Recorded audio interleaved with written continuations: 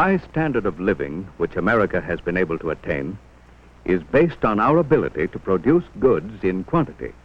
Mass production is the basis for our entire economic life. Land, labor, management, and money are some of the essentials of production. However, if the land is idle, it cannot produce anything of value. If labor is idle, it cannot produce. But this man could be a producer if he had a job. This man may have many of the qualifications of leadership and management so necessary for successful business. But without money, he has nothing to manage. Idle dollars lying in a bank vault are not helping to put either the land, the labor, or the manager to work. If a man who has ability, imagination, initiative, courage, and leadership is able to bring together these essentials of production, the wheels of industry may start. These men have agreed to go into partnership and put their money and abilities to work in building a factory to produce something that can be sold at a profit. Soon the land is in use, labor is brought in to build the factory, money is in circulation to buy materials and to pay management and labor. And later more labor is required to operate the machinery of production. Land, labor, management, and money have been brought together to work effectively.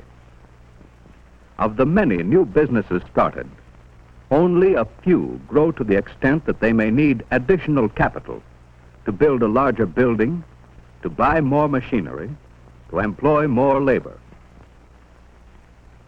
This money may be obtained through profits from the sale of the product, or possibly from officers, employees, and friends who invest their capital as part owners of the corporation that is formed.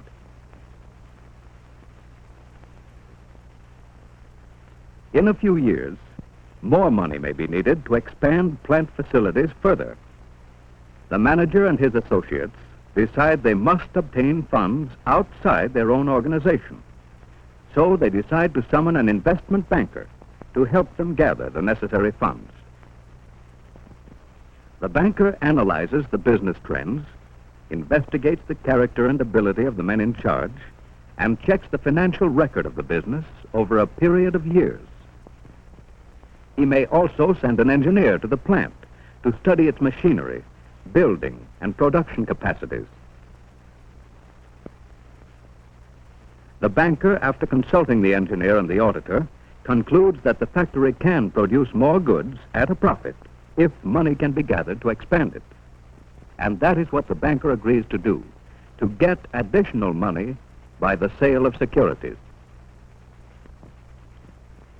He explains the idea to a number of his customers who have surplus funds for investment in productive enterprises. So far, the proposition seems financially sound. One other thing. Will the stock be listed on the stock exchange? I want to be assured eventually of a market for it. Yes, the company has agreed to make application to list as soon as the rigid requirements of the stock exchange can be met. All right. I'll take 100 shares at $10 a share. I'll have a check for you tomorrow. And thus the investment banker gathers the necessary funds from many customers. Each person who invests his money is given a receipt for the money invested. This receipt may be a bond if the corporation merely borrows the money for a stated period, or it may be a stock certificate if the investor becomes a part owner. In either case, the investor receives interest on his bond or a dividend on the stock as the corporation prospers. Expanding business means money is circulating from wages paid to labor and management and from dividends or interest paid to investors. It means that stores, shops, and other businesses and professions are active and prospering. After a period of successful operation, the board of directors decides to make application to list its security on the stock exchange. But before this application can be made, detailed financial statements must be compiled and must be checked and certified by independent certified public accountants. The company agrees to do many things to safeguard buyers and sellers.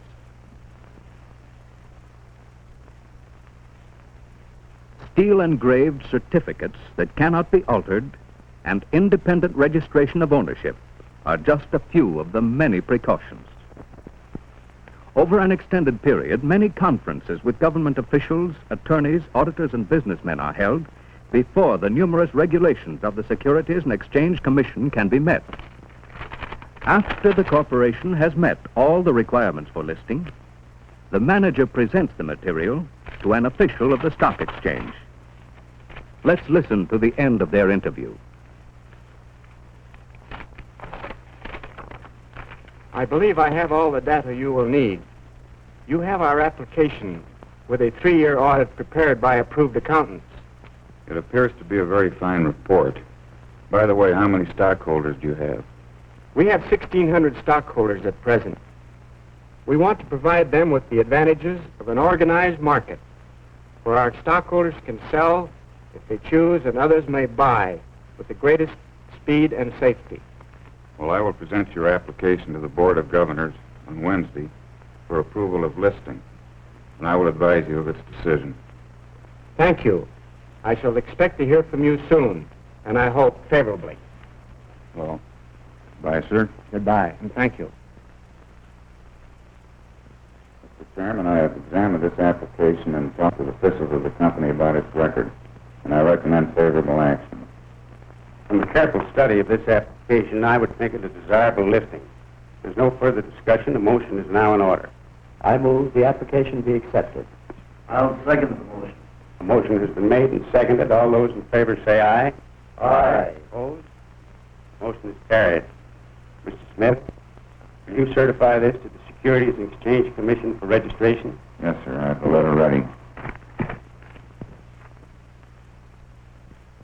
In addition to checking the financial standing of the corporations whose stocks it handles, the exchange regulates the business conduct and financial conditions of its own members by a set of rules and regulations, all designed to protect the investor.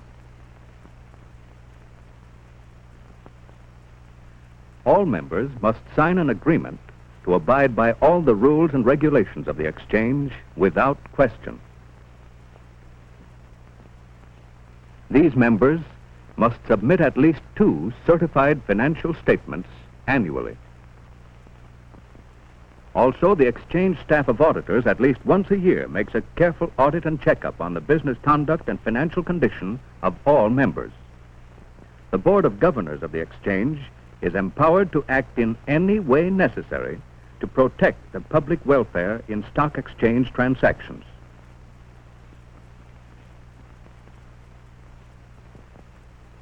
The exchange sets very high standards for persons who wish to become members. An applicant for membership must prove himself to be a man of unimpeachable character and have a business record that is beyond question. He must have adequate financial resources readily convertible into cash to do the type of business he intends to do.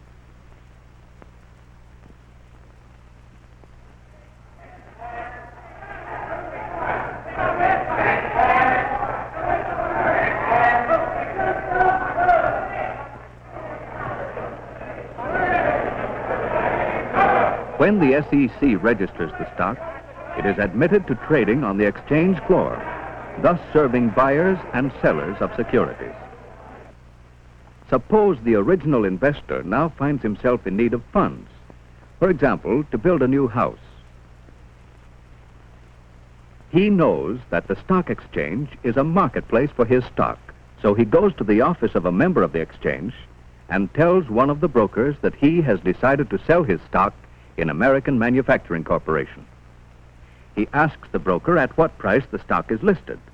The broker tells him that the last sale was at 19.75 a share, which means $19.75 a share.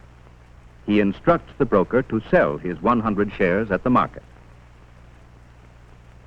Many investors do not come to the broker's office, but make their sales and purchases by telephone, telegram, or letter. After the broker has written out the order, he hands it to the order clerk.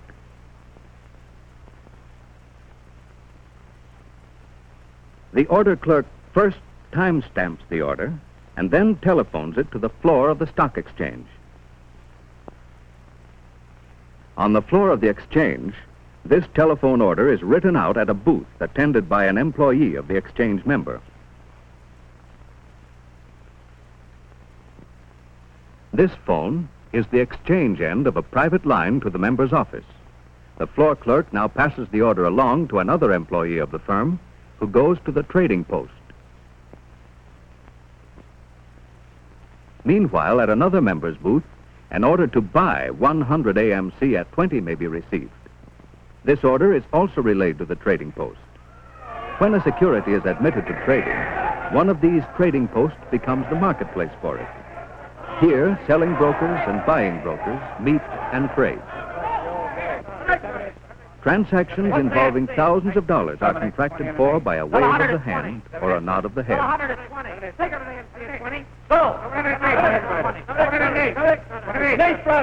The exchange recorder on the left writes the trade on a slip of paper and hands it to a messenger. The messenger timestamps it and hands it to the stock ticker operator. The operator sends a record of the transaction out over the ticker, from which it becomes known all over the country.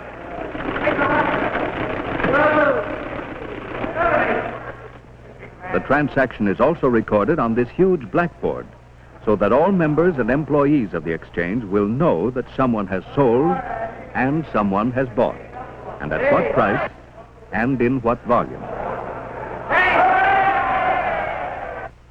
The floor clerk also reports the sale by telephone to his brokerage office.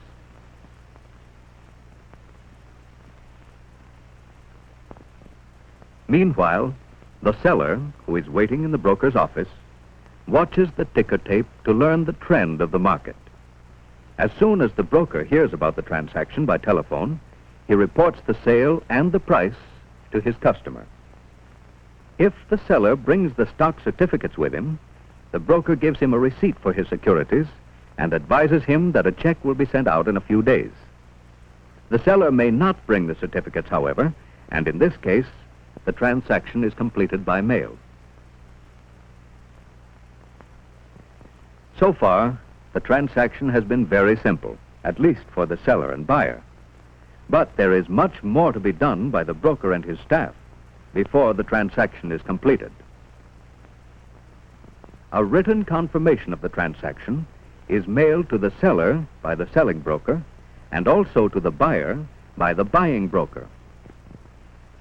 On the floor of the exchange, the selling broker's clerk makes out an exchange ticket of the transaction, which looks like this.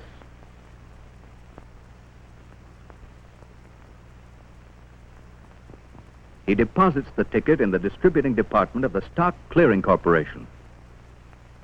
Each member has one of these boxes, and after the tickets are sorted, the buying broker's clerk stamps the ticket in confirmation and redeposits it in the clearinghouse.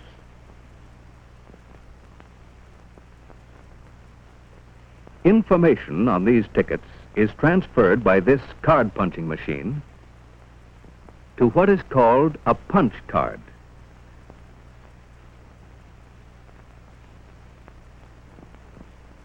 The cards are then sorted in an automatic sorting machine. From many of these cards, containing similar information for various transactions, the clearinghouse prepares a record of each member's transactions for the day in this automatic tabulating machine. If the selling broker has bought 100 AMC for another customer, the clearinghouse will eliminate delivery outside the broker's office by merely balancing his receipts and deliveries. Only the clearinghouse balances are delivered. The final step in the transaction is the delivery of the check from the broker to the seller. This is usually done by mail. Generally, this occurs only 2 or 3 days after the sale is made. The investor receives a check from which has been deducted the broker's commission and the federal tax, and he is ready to put this money into circulation again in the building of his new home.